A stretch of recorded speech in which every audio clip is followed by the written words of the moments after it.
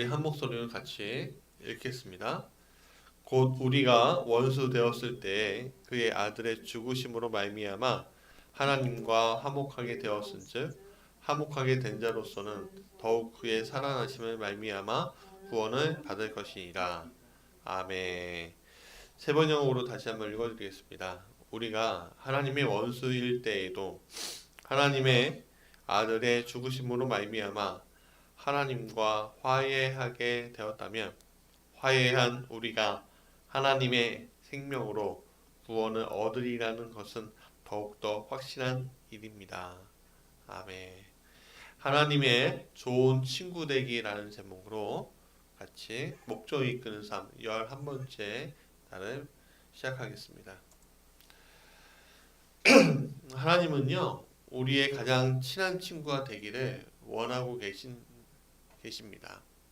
우리가 하나님과 관계 맺고 있는 여러 가지 다른 측면들이 있습니다. 하나님은 우리를 만드신 창조주이시고 또 우리의 주인이 되어주시는 주이시고 심판하시는 분이시고 구세주시고 아버지 구원자, 그 외에도 수많은 언어 단어들을 이제 붙일 수 있지만 가장 놀라운 사실은 이 전지전능하신 하나님이 우리의 친구가 되어 주시기 원하고 계시다는 것입니다. 우리는 에덴 동산에서 사람과 하나님과의 이상적인 관계를 볼 수가 있습니다. 아담과 하와는 하나님과 친밀한 관계를 누렸습니다. 거기에는 의식도, 예식도, 종교도 없었고 단지 하나님과 사람 사이의 관계만 있었을 뿐입니다. 죄의식이나 두려움에 방해 없이 아담과 하와는 하나님으로 인해 기뻐하였고 하나님도 그들로 인해서 기뻐하셨다고 창세기에서는 이야기하고 있습니다. 우리는 하나님의 계속적인 임재 가운데 살도록 만들어졌지만 그러나 타락한 이후에 그 이상적인 관계가 사라지게 되었고 구약 시대에는 단지 몇 명만이 하나님과 우정을 나눌 수 있는 특권을 누렸습니다. 하나님은 모세와 아브라함을 친구라고 부르셨고요. 다윗은 내 마음에 합한 자라고 하셨습니다. 그리고 욥이나 에녹 그리고 노아는 하나님과의 친밀한 관계를 유지했습니다. 하지만 그 시대에는 친밀한 우정의 관계보다는 하나님에 대한 경외, 두려움이 더 보편적인 정서였습니다. 그런데 예수님이 이 상황을 완전히 바꿔놓으신 겁니다. 예수님이 십자가에서 우리의 죄값을 한 번에 치르셨을 때 성전에 드리웠던 사랑과 하나님과 분리시켰던 휘장이 아래에서 위로 쫙 찢어졌습니다. 그것은 사람이 다시 한번 하나님께 직접 나아갈 수 있다는 것을 의미하고 있는 것입니다. 하나님을 만나기 위해 많은 시간 동안 준비해야 했던 구약의 제사장들과는 다르게 우리는 언제라도 하나님을 만날 수 있습니다. 로마서 5장 11절에 이렇게 얘기합니다. 이뿐 아니라 이제 우리로 화목을 얻게 하신 우리 주 예수 그리스도로 말미암아 하나님 안에서 또한 즐거워하느니라. 로마서 5장 18절에 이렇게 말씀하십니다. 이 모든 것은 하나님이 하셨고 그는 그리스도를 통해 우리를 원수에서 친구로 바꾸셨다. 즉 하나님과의 우정은 하나님의 은혜와 예수님의 희생으로 가능하게 되었다는 것입니다.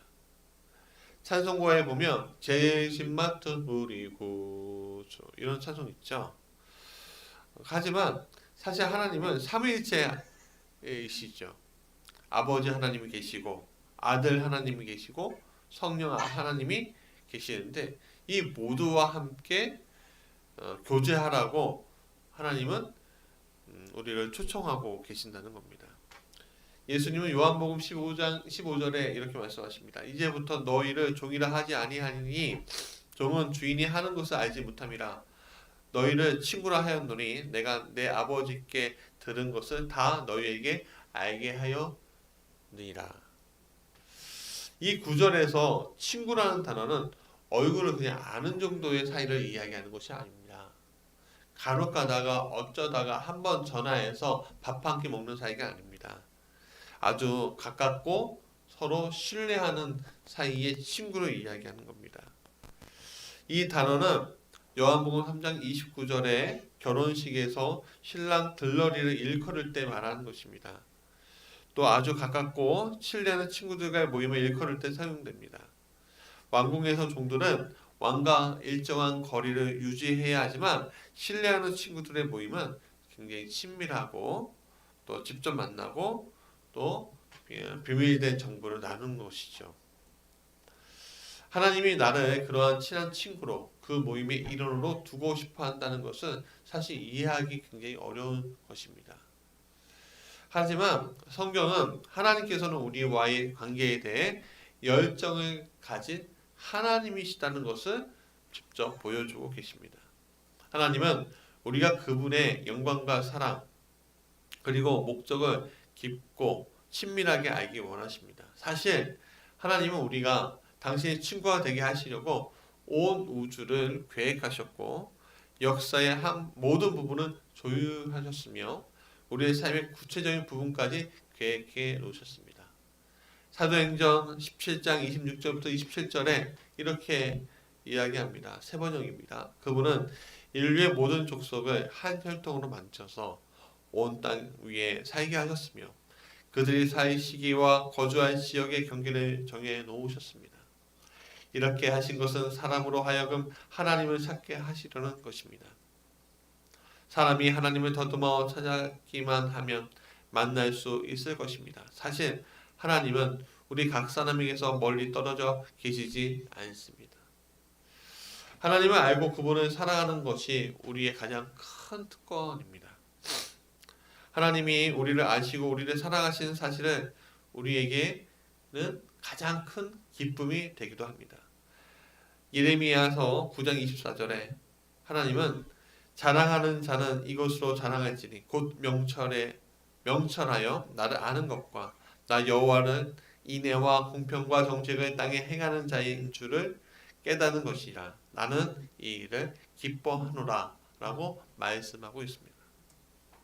전능하시고 눈에 보이지 않으시며 완벽한 하나님과 유한하고 죄가 많고 또한 언젠가는 일시적으로 끝나는 이 사람과의 사이가 친밀한 관계가 가능하다는 사실은 사실 상상하기 어렵지만 주종관계 아니면 조물주와 피조물 관계 아니면 아버지와 자녀의 관계로 이해하는 것이 어쩌면 더 쉬울 수도 있습니다만 그렇다면 하나님이 나를 친구로 원하신다는 것은 무엇을 의미할까요?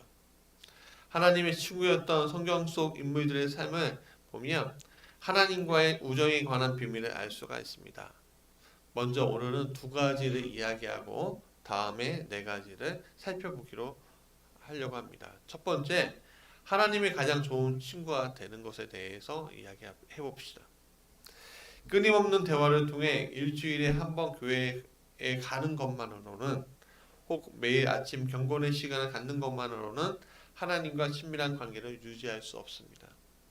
그 관계도 발전시킬 수 없습니다. 하나님과의 우정은 모든 삶의 경험을 나눌 때 이루어질 수 있는 것입니다. 매일 아침 예배 시간을 정해놓고 드리는 것은 굉장히 중요할 수 있습니다. 하지만 하나님은 우리 스케줄의 한 부분 이상을 원하시고 있습니다. 하나님은 우리의 모든 활동과 모든 대화, 모든 문제, 모든 생각에 참여하기 원하십니다. 우리가 보고, 우리가 듣고, 우리가 경험하는 그 모든 것에 참여하기 원하십니다. 우리는 하루 종일 하나님과 끊임없이 대화할 수 있습니다. 무엇을 하든지 그리고 일을 할 때 무슨 생각을 하든지 하나님과 대화할 수 있습니다. 그것은 성령의 능력으로 가능한 겁니다. 제가 하나님과 만난 다음에 느꼈던 것들은 무엇이냐면 제 머릿속에서 찬양이 떠나지 않고 제 머릿속에서 하나님의 말씀이 떠나지 않는 것을 경험하는 것이었습니다. 물론 가끔 제가 제 안에 있는 죄의 그 속성들이 나타날 때가 있죠. 그렇지만 하나님은 제 찬양과 제 경배와 제 생각과 모든 것에 공유하기 원하시는 것을 저는 경험하고 있습니다. 그래서 쉬지 않고 기도하라는 데살로니가 전서 5장 17절이 제 마음 가운데 와닿습니다. 쇼핑할 때나 운전할 때, 일을 하거나 하루 일과를 시작할 때 하나님과의 대화를 의미할 수 있습니다. 여러분, 오늘 우리의 머릿속을 지배하는 것들이 있습니다. 우리의 머릿속을 움직이는 것들이 있습니다. 여러분에게 권하고 원하는 것은 하나님과 시간을 보내셨으면 좋겠습니다. 내 머릿속에 어떤 영상을 담지 마십시오.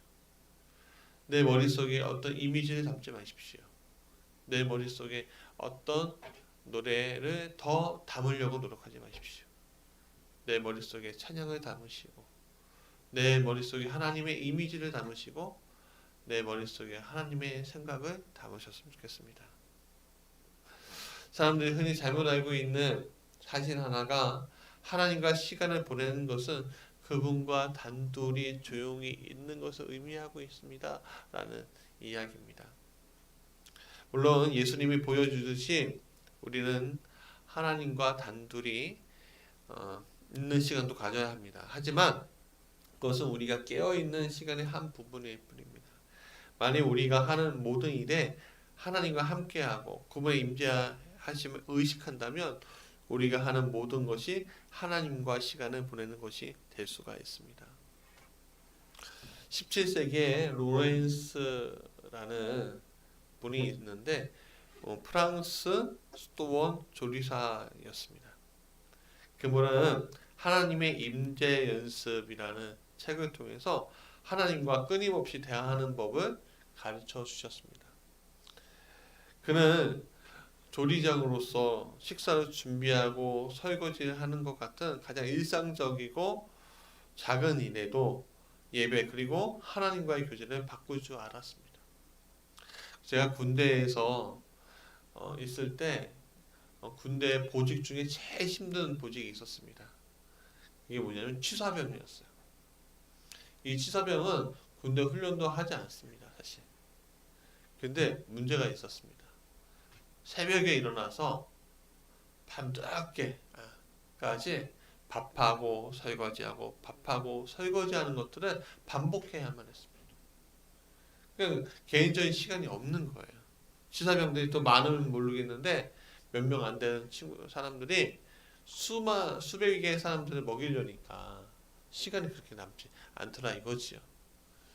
아마 프랑스 수도원의 조리장이었던 이 로렌스 수도사의 또 마찬가지였습니다. 그러나 그는 식사 준비하고 설거지하고 하는 그런 일상으로 살았지만 하나님과의 교제로 완전히 바꿀 줄 알았다는 겁니다. 그분의 말에 의하면 하나님과의 친구 관계에서 가장 중요한 것은 우리의 행동을 바꾸는 것이 아니라 우리의 태도를 바꾸는 것이다 라고 했습니다. 우리 자신을 위해 하던 일들을 하나님을 위해 하는 것입니다. 먹는 것이든 목욕하는 것이든 일을 하는 것이든 쉬는 것이든 쓰레기를 버리는 것이든 상관이 없습니다. 오늘날 우리는 하나님께 예배드리기 위해서 일상에서 벗어나야 한다고 생각합니다. 꼭 기도원에 가야 하고 물론 특별한 경우들이 있죠. 사실 꼭 산기도 해야 되고 물론 특별한 경우들이 있습니다. 그런데 그런 것들은 결국에는 모든 순간에 그분의 임재를 연습하는 방법을 배우지 못했기 때문에 일어나는 것이죠. 로렌스 수도사는 일상생활을 통해 하나님을 예배하는 것이 아주 쉽다는 것을 깨달았고 그래서 그는 특별한 영적인 수련을 갈 필요가 없었다고 얘기합니다. 이것이 하나님이 원하시는 이상적인 예배의 모습입니다. 에덴 동산의 예배는 참석해야 하는 이벤트가 아닙니다. 그냥 영원히 계속되는 태도였습니다. 일주일에 한 번 예배드리는 이벤트를 통해서 하나님 만나려고 하지 마십시오. 우리의 일상을 하나님께 내어드리면 됩니다. 그게 예배입니다. 아담과 하와는 항상 하나님과 교제했습니다. 하나님이 우리와 함께 항상 함께 하시기 때문에 지금 있는 장소만큼은 하나님께 가까운 곳이 없습니다. 성경은 말합니다. 예배소서 4장 6절에 그는 모든 것을 다스리시고 모든 곳에 계시며 모든 것 안에 계신다. 로렌스 수도사가 제시하는 또 하나의 방법은 어려운 말을 사용한 긴 기도를 하려고 노력하기보다는 하루 동안 계속 짧은 대화와 같은 기도를 하는 것입니다. 요즘에는 그거를 화사의 기도법이라고 이야기하는데 또 좀 그 우리나라 언어로 또 바꾸면은 숨 기도법이라고 얘기할 수 있습니다. 그러니까 집중력을 유지하기 위해서 어떻게 해야 되냐면 머릿속으로 돌아다니는 생각들을 없애야 하기 때문에 기도의 길고 어려운 단어들을 생각하지 말라고 합니다. 이 루덴스 수도사는 이렇게 얘기하는데 긴 말들은 대부분 다른 생각을 하게 만듭니다 라고 얘기합니다. 그러니까 우리가 기도할 때 대표 기도하는 것처럼 그렇게 하나님과 기도할 필요가 없습니다. 우리가 떠오르는 거 집중력 있게 기도하는 거 450년 전에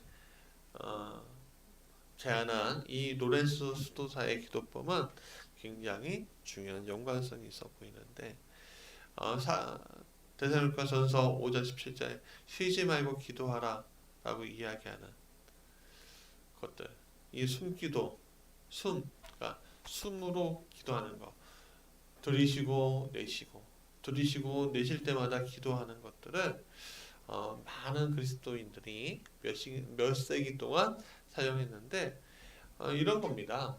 사실 하나님 나와 함께 하시죠. 하나님 당신의 은혜를 믿습니다. 하나님 당신을 사랑합니다. 당신을 의지합니다. 당신께 속해 있습니다. 하나님 제가 믿음이 약해요. 하나님 나를 도와주세요.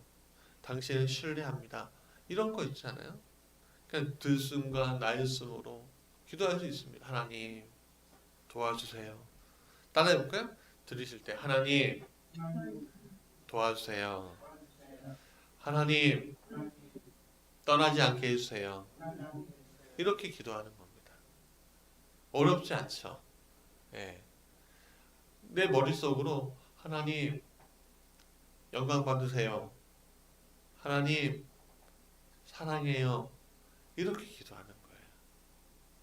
그러니까 더 많은 것들을 물론 중보할 수 있죠. 중보할 때 어렵게 하지 마십시오. 하나님 저 사람 도와주세요. 하나님 저 사람 이렇게 세워주세요. 이렇게 기도하는 겁니다.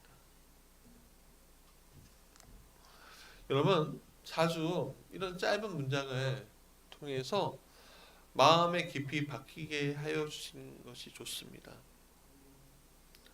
근데 이런 기도 조심해야 될 것은 이런 기도의 동기가 하나님을 통제하기 위한, 하나님은 이래라 저래라 이렇게 해라 저렇게 해라 하는 것이 아닙니다. 하나님 그럴 분이 아니시잖아요. 그렇죠?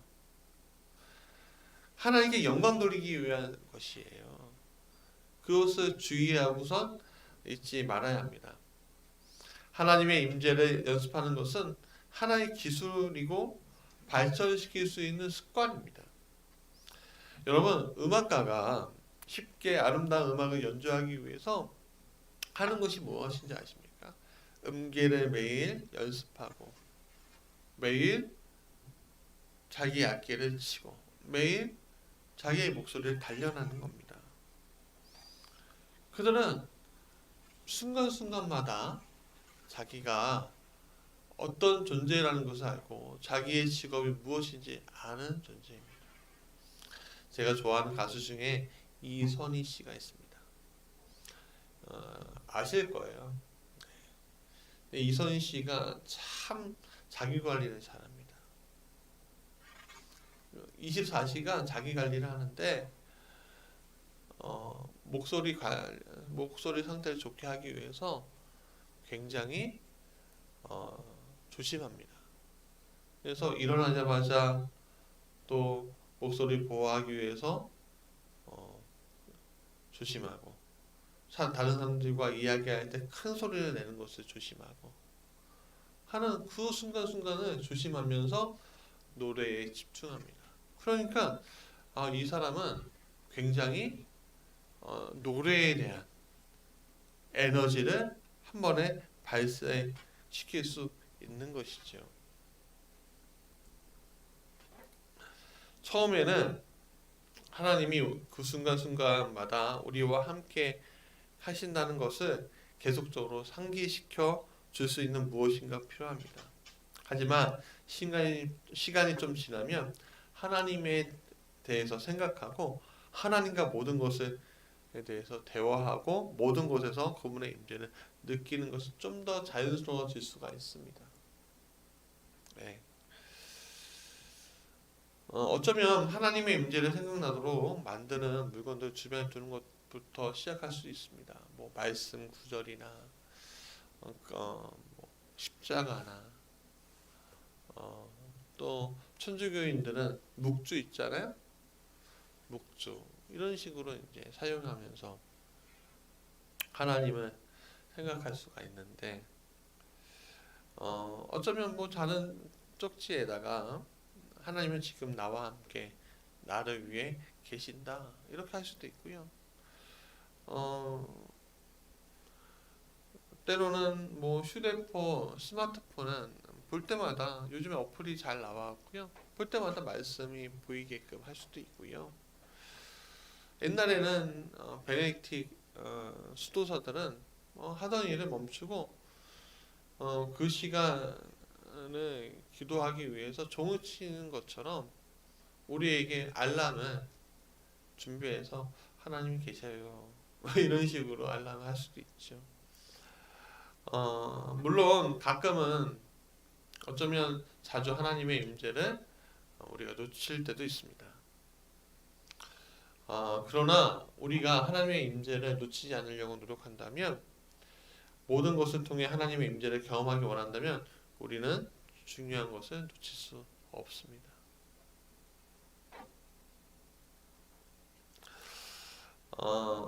우리는 하나님을 예배하는 것이 기분을 좋게 하기 위한 것이 아니라 선한 것을 행하기 위한 것임, 하나님께 영광을 돌리기 위한 것임을 여러분 인식하고 있으셔야 합니다. 우리의 목표는 느끼는 것이 아니라 하나님이 항상 계시다는 사실을 계속적으로 주시하고 인식하는 겁니다. 그게 우리의 삶의 예배에 하는 방식인 거예요. 예배하는 삶의 방식인 거죠. 두 번째는 계속해서 묵상함으로 우리는 좋은 친구가 될 수 있습니다.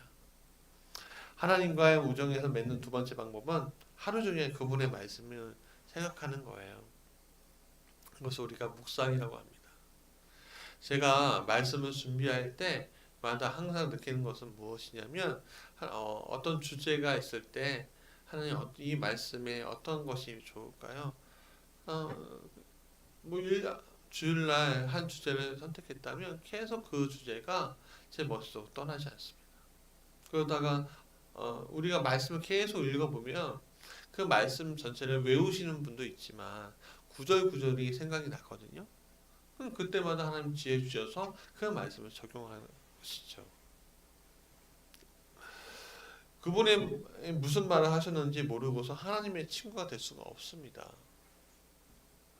그분을 알지 못하면 그분을 사랑할 수 없고, 그분의 말씀을 모르면 그분을 알 수 없습니다. 사무엘상 3장 21절에 여호와께서 실로에서 여호와의 말씀으로 사무엘에게 자기를 나타내시니라고 말하고 있습니다. 하나님은 오늘도 똑같은 방법으로 우리를 대하고 계신다는 거죠. 물론 하루 종일 우리가 성경 공부할 수는 없죠.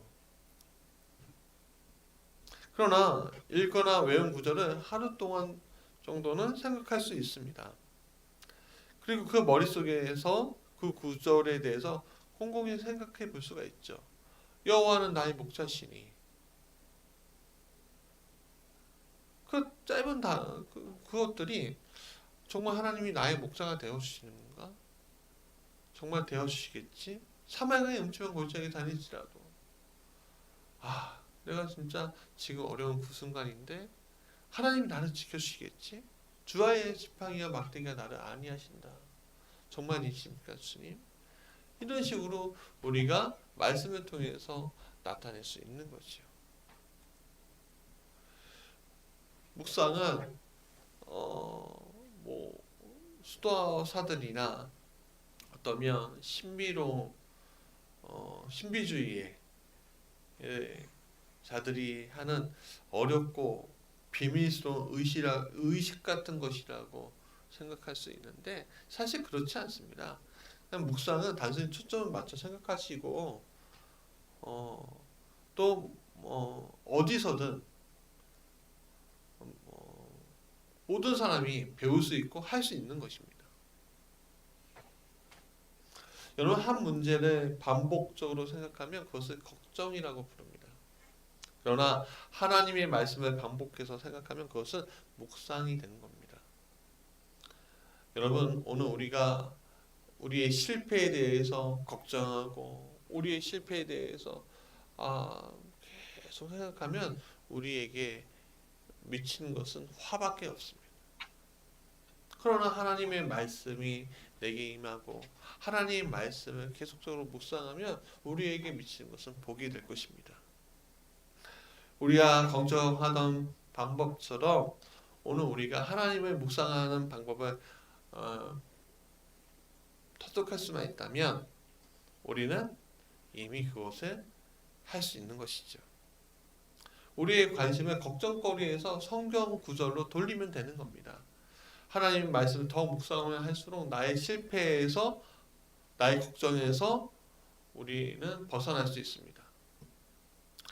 욥과 다윗이 하나님의 가까운 친구가 될 수 있었던 가장 큰 이유는 그들이 하나님의 말씀을 무엇보다 소중하게 생각했고 하루 종일 생각했기 때문입니다. 욥은 나는 내 일용할 양식보다 그분의 말씀을 더 소중하게 여겼다라고 했습니다.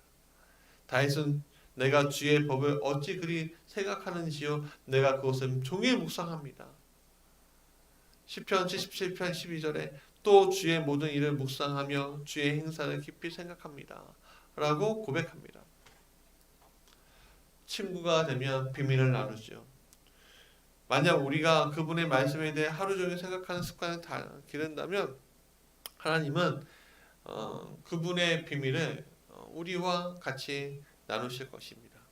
하나님은 아브라함에게, 다니엘에게, 바울에게, 제자들에게 그리고 수많은 그리스도인들에게 당신의 비밀을 말씀하셨습니다. 성경을 읽거나 성교를 듣거나 유튜브로 설교를 듣거나 때로는 방송으로 들을 때 그냥 흘려보내는 말씀이 되지 않으셨으면 좋겠습니다. 하나님의 진리를 머릿속으로 다시 한번 생각하고 보는 습관을 우리가 길러야 합니다. 읽고 듣고 생각하십시오. 하나님이 하신 말씀을 다시 생각하는 것은 더 많은 시간을 투자할수록 대부분의 사람들이 놓치고 넘기는 이 삶의 비밀들을 더 잘 이해할 수 있게 만드는 것입니다. 성경은 말합니다. 시편 25편 14절에 여호와의 친밀함은 경외하는 자에게 있으며 그 언약을 저에게 보이시도다. 아멘. 여러분에게 하나님은 친구가 되기 원하십니다. 기도하고 묵상하는 여러분 되시기 원합니다. 자, 삶으로 떠나는 질문입니다. 나는 무엇을 통해 하나님과 더 많이 이야기하고 더 자주 이야기하는 것에 대해 기억할 수 있을까? 여러분 이것을 기억하십시오. 제가 잠깐 기도하겠습니다. 사랑과 은혜가 충만하신 우리 주 하나님, 오늘 우리에게 일용할 양식을 주시는 것처럼 오늘 말씀의 양식과 또 당신을 항상 묵상하는 것들이 당신과 같이 교제하는 것들이 순간순간 1초 1초마다 행해지는 것이 되게 하여 주옵소서. 우리가 숨 쉴 때마다 하나님을 부르고 우리가 내쉴 때마다 하나님께 구하게 하여 주옵소서. 오늘 우리에게 1분 1초도 헛되이 하나님을 떠나보내지 않도록 도와주시옵소서. 예수님의 이름으로 기도합니다. 아멘. 오늘 우리가 좀 기도해 주셔야 될 게 있습니다. 우리가 마음을 품고 기도하는 나라 미얀마가